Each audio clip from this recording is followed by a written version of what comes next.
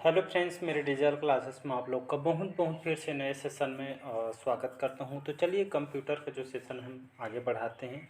तो पिछले क्लासेस में 930 क्वेश्चन आई थिंक मैं कवर कराया था, तो आई थिंक उसको आप लोग देख लिए होंगे। सारे क्वेश्चन इंपॉर्टेंट है, तो उसको नहीं देखोगे तो जाके देख सकते हैं। अभी तक के सबसे ज़्यादा अगर क्वेश्चन कराया गया है तो लगभग कंप्यूटर का कराया गया है, लगभग 930 क्वेश्चन करा चुका हूँ। तो हम आज देखेंगे 931 क्वेश्चन से स्टार्ट करेंगे, तो लगभग सभी एग्ज़ाम को कवर कराएगा। आप स्टेट में आपको व्यापम वगैरह हो गए, पटवारी, छात्रावास अधीक्षक, कोई भी एग्जाम हो कंप्यूटर के सिलेबस में आपको काम आएगा। साथ ही साथ सेंट्रल गवर्नमेंट के जॉब में जैसे आपका आरबीआई क्लर्क, पीओ वगैरह, एसबीआई क्लर्क के लिए, एसएससी वगैरह में खासकर यहाँ से क्वेश्चन आपके लिए बेनिफिट साबित होगा। तो कंप्यूटर के सेशन में लगभग सभी एग्जाम सभी सिलेबस को यहाँ पे कवर कराएगा। तो चलिए सेशन को बढ़ाते हैं आगे। पहले बार आए हैं तो चैनल को प्लीज़ सब्सक्राइब करके रख लीजिएगा, ताकि जो नोटिफिकेशन यहाँ पे आप तक नोटिफिकेशन जो है आप तक पहुँच पाए। तो चलिए सेशन को बढ़ाते हैं आगे। तो आज का क्वेश्चन देखते हैं। 931 क्वेश्चन हमारा, इनमें से कौन से प्रिंटर के द्वारा एक स्ट्रोक में एक अक्षर प्रिंट होता है। एक स्ट्रोक में एक अक्षर प्रिंट होता है, ये आपका कौन सा प्रिंटर होता है। तो प्रिंटर के यहाँ पे 4 ऑप्शन दिए हैं, laser printer, line printer, plotter या डॉट मैट्रिक्स प्रिंटर। तो इसका जो करेक्ट आंसर हो जाएगा डी ऑप्शन करेक्ट आंसर हो जाएगा। ये आपका जो डॉट मैट्रिक्स जो प्रिंटर है, ये सबसे अच्छी प्रिंटर इसको मानी जाती है। इसके बहुत सारे खासियत होते हैं। तो आप इस प्रिंटर के द्वारा एक स्ट्रोक में एक अक्षर प्रिंट होता है। कहने का मतलब यहाँ पे जो पिन वगैरह लगा रहती है, अच्छी क्वालिटी की इसको प्रिंटर कहा जाता है। और एक आपका ये इंकजेट आपका जो प्रिंटर है, तो डॉट मैट्रिक्स जो प्रिंटर, इसको इंकजेट प्रिंटर के भी नाम से इसको जाना जाता है। और आपका धीमी गति से आपका प्रिंट करता है। धीमी गति से प्रिंट करने इसकी खासियत क्या, धीमी गति से प्रिंट करता है लेकिन आपका जो प्रिंट आउट जो देता है, ये आपका अच्छी क्वालिटी की बेस्ट ये आपका काम करती है। डॉट मैट्रिक भी ये आपकी खासियत होती है। और ये आपके सघन यहाँ पे प्रिंट करती है। और आपके जितने सघन डॉट पैटर्न के आपके होते हैं, और आपके बेहतर गुणवत्ता के प्रिंटर इसको कहा जाते हैं। तो इसको याद रखिए, बेस्ट क्वालिटी के प्रिंटर इसको कहा जाता है, डॉट मैट्रिक्स प्रिंटर को। तो इसको इंकजेट प्रिंटर के नाम से भी इसको जाना जाता है। तो इसका डी ऑप्शन करेक्ट आंसर हो जाएगा। अगला क्वेश्चन देखते हैं। विद्यमान डॉक्यूमेंट को, जो आपके पास जो रहता है, जो विद्यमान डॉक्यूमेंट को जो परिवर्तित करना, डॉक्यूमेंट के ये आपका क्या कहलाता है। तो आपका क्रिएटिंग, मॉडिफाइंग, एडिटिंग, या आपका इनमें से कोई नहीं। इसका जो करेक्ट आंसर हो जाएगा सी ऑप्शन करेक्ट आंसर हो जाएगा। तो विद्यमान जो डॉक्यूमेंट होता है, जिससे आप कुछ, जैसे आपके पास कोई पीडीएफ वगैरह है, जो फाइल है आपके पास, उसमें कुछ चेंजेस करना चाहते हैं, जो ऑफिस वर्क के लिए, कोई भी वर्क के लिए, जैसे कुछ उसमें परिवर्तित करने या उसमें कुछ एडिट करना चाहते हैं, चेंज करना चाहते हैं, तो आपका जो डॉक्यूमेंट या आपका एडिटिंग, इसमें आपका मतलब आपका एडिटिंग में आप काम कर पाएंगे। तो इसका सी ऑप्शन करेक्ट आंसर हो जाएगा। तो इसका सी ऑप्शन हो जाएगा एडिटिंग, ये आपका सी ऑप्शन याद रखिएगा। अगला क्वेश्चन देखते हैं, इनमें से डिजिटल कंप्यूटर कौन से सिद्धांत पे कार्य करता है। तो डिजिटल जो जो कंप्यूटर होता है, यहाँ पे कौन से सिद्धांत पे काम करता है, गणना, लॉजिकल, मापन या विद्युत। तो इसका जो करेक्ट आंसर हो जाएगा आपका ए ऑप्शन करेक्ट आंसर हो जाएगा। तो जितने भी जो डिजिटल कंप्यूटर होते हैं, नॉर्मल कंप्यूटर की अपेक्षा जो डिजिटल कंप्यूटर आपके गणना और आपके तर्क के हिसाब से आपके सिद्धांत, इस सिद्धांत पे आपका कार्य करते हैं, कैलकुलेशन के हिसाब से आपका कार्य करते हैं। याद रखिएगा, अगर मैं पूछूं प्रथम डिजिटल कंप्यूटर कौन सा है, अगर पूछें तो आपका एनियाक इसका करेक्ट आंसर हो जाएगा। याद रखिएगा, तो पहला जो आपका जो डिजिटल कंप्यूटर आपका एनियाक है। एनियाक आपका प्रथम डिजिटल कंप्यूटर है, जो आपके कैलकुलेशन, गणना और तर्क पे आपका काम करती है। और इसका फुल फॉर्म कई बार पूछा गया है, तो इसका electronic numerical integrator and computing इसका फुल फॉर्म होता है। तो इसको याद रखिए, एक बार फिर से रिवाइज करा रहा हूँ। एनियाक का फुल फॉर्म होता है electronic numerical integrator and computer, इसका फुल फॉर्म होता है। बहुत बार एग्जाम में क्वेश्चन आपका आया हुआ है। अगला क्वेश्चन देखते हैं, कंप्यूटर की जो भौतिक बनावट इनमें से क्या कहलाती है। जो कंप्यूटर का जो भौतिक बनावट क्या कहलाती है, कीबोर्ड कहलाता है, मॉनिटर कहलाता है, सॉफ्टवेयर कहलाता है, आपका हार्डवेयर कहलाता है।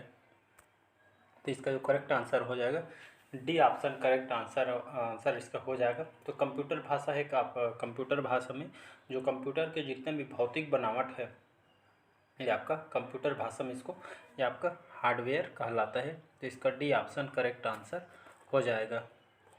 अगला क्वेश्चन देखते हैं।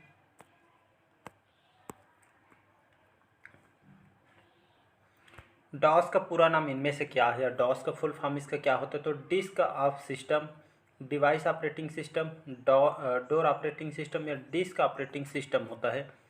तो डॉस का फुल फॉर्म क्या होता है? तो इसका जो फुल फॉर्म होता है आपका डिस्क ऑपरेटिंग सिस्टम आपका फुल फॉर्म होता है। कभी जैसे रैम हो गया, सीपीयू वगैरह हो गया, रोम का फुल फॉर्म हो गया, तो ये सभी बहुत सारे एग्जाम में इसका अक्सर देखेंगे तो आपका प्रीवियस ईयर क्वेश्चन उठा के भी देख सकते हैं। इसका बहुत बार क्वेश्चन का फुल फॉर्म भी पूछा गया है। तो इसी तरह डॉस का फुल फॉर्म होगा डिस्क ऑपरेटिंग सिस्टम, आपका रोम का रीड ओनली मेमोरी, सीपीयू का सेंट्रल प्रोसेसिंग यूनिट, रैम का रैंडम एक्सेस मेमोरी। इसके बहुत सारे एग्जाम में क्वेश्चन इसका फुल फॉर्म पूछा गया है, तो इसको याद रखिएगा। तो इसका डी ऑप्शन हो जाएगा। तो डिस्क का जो ऑपरेटिंग सिस्टम है आपका क्या होता है?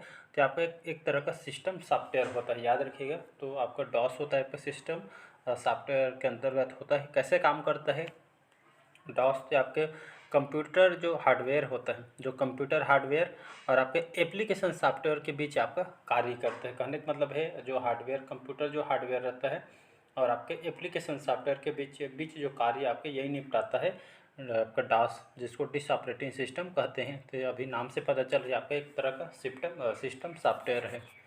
इसका डी ऑप्शन करेक्ट आंसर हो जाएगा। अगला क्वेश्चन देखते हैं।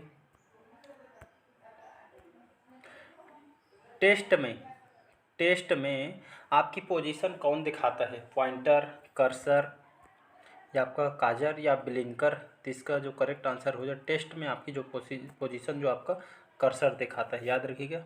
बी ऑप्शन करेक्ट आंसर हो जाएगा। तो कर्सर इसका करेक्ट आंसर हो जाएगा। टेस्ट में जो पोजीशन आपका कर्सर देखा, तो कोई भी जैसे टेस्ट वगैरह करते हैं तो जो कर्सर होता है ये आपका यही पोजीशन आपका दिखाता है।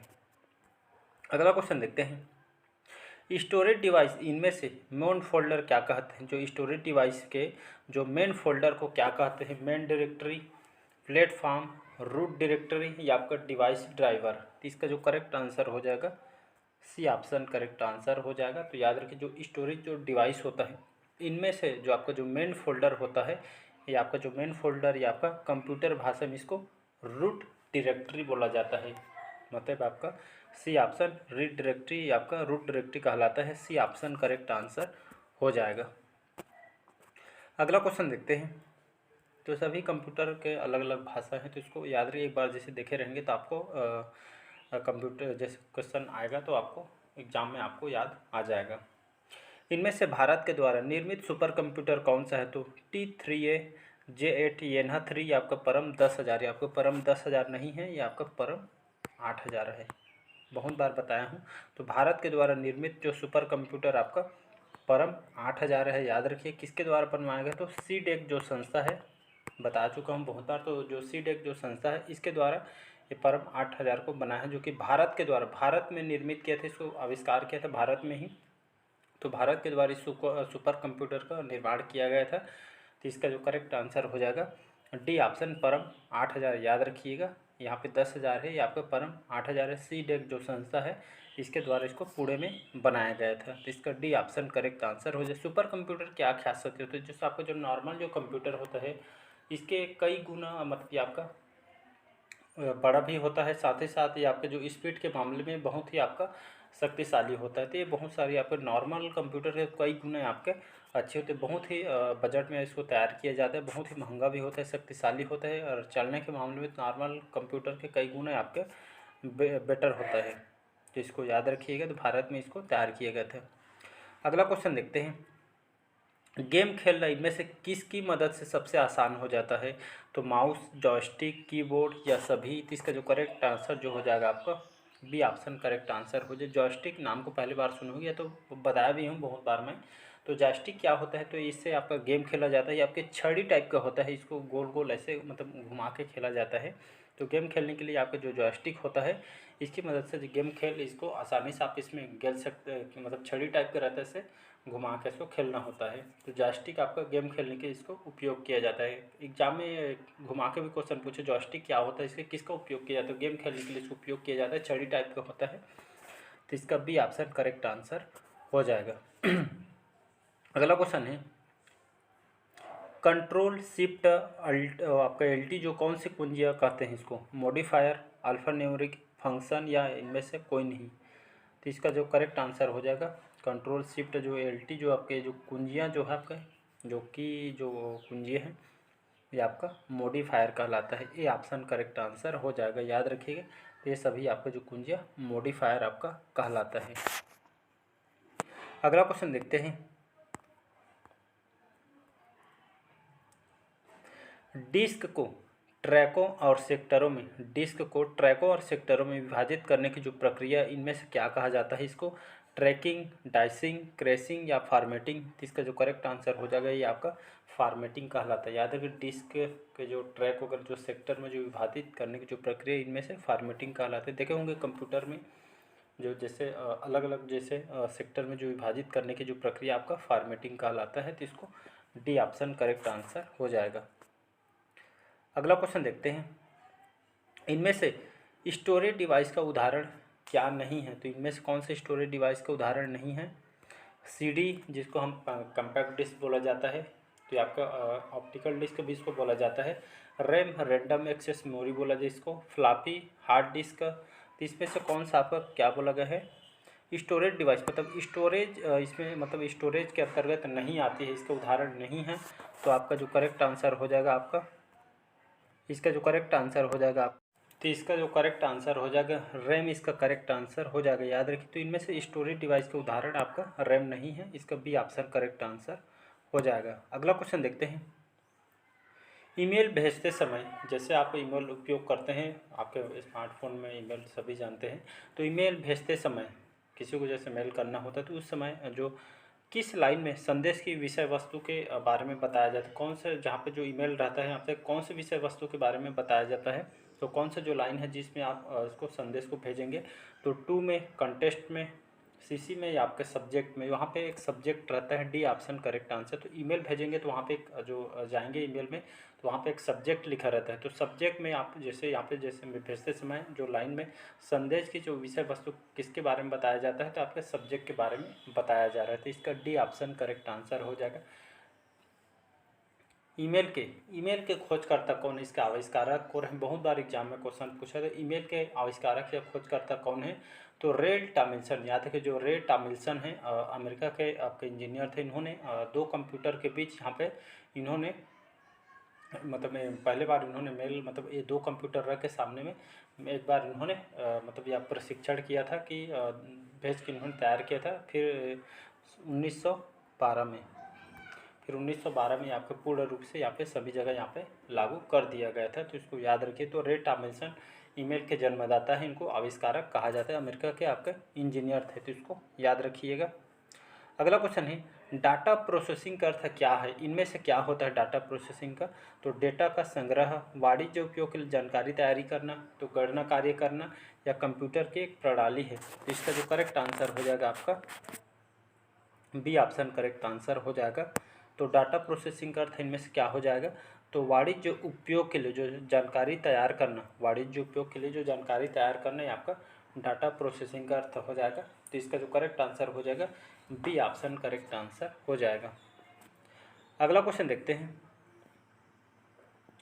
लास्ट क्वेश्चन हमारा, एटीएम क्या होता है। तो बैंकों के स्टॉक मुक्त युक्त काउंटर होता है, या बिना स्टॉक के नकदी देने आपका होता है, या आपके बैंकों की एक शाखाएं होती है, या इनमें से कोई नहीं। तो इसका जो करेक्ट आंसर, तो एटीएम आपका क्या होता है, एटीएम तो सभी रखते हैं। तो एटीएम आपका बिना स्टॉक के नकदी देने के लिए इसका उपयोग किया, मतलब यहाँ पे बिना स्टॉक के इसके नकदी लेन देन के लिए आपका एटीएम इस उपयोग के लिए उपयोग किया जाता है। कई बार इसका फुल फॉर्म भी पूछा गया है। तो इसका जो फुल फॉर्म होता है एटीएम का, ऑटोमेटेड टेलर मशीन इसका फुल फॉर्म होता है, इसको याद रखिएगा।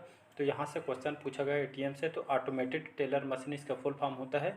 एटीएम क्या होता है, तो बिना स्टॉक के नकदी लेन देन के लिए इसका उपयोग किया जाता है, मतलब बी ऑप्शन करेक्ट आंसर हो जाएगा। तो चलिए आज का सेशन यहीं तक रखते हैं। तो कमेंट करके ज़रूर बताइए आज का सेशन कैसे लगा, और आज का सेशन कैसे लगा कमेंट करके बताइएगा। पहले बार आए तो चैनल को प्लीज़ सब्सक्राइब करके रख लीजिएगा ताकि नोटिफिकेशन जो है आप तक पहुंच पाए। तो चलिए आज के लिए इतना ही, मिलते हैं अगले पार्ट में। Thank you.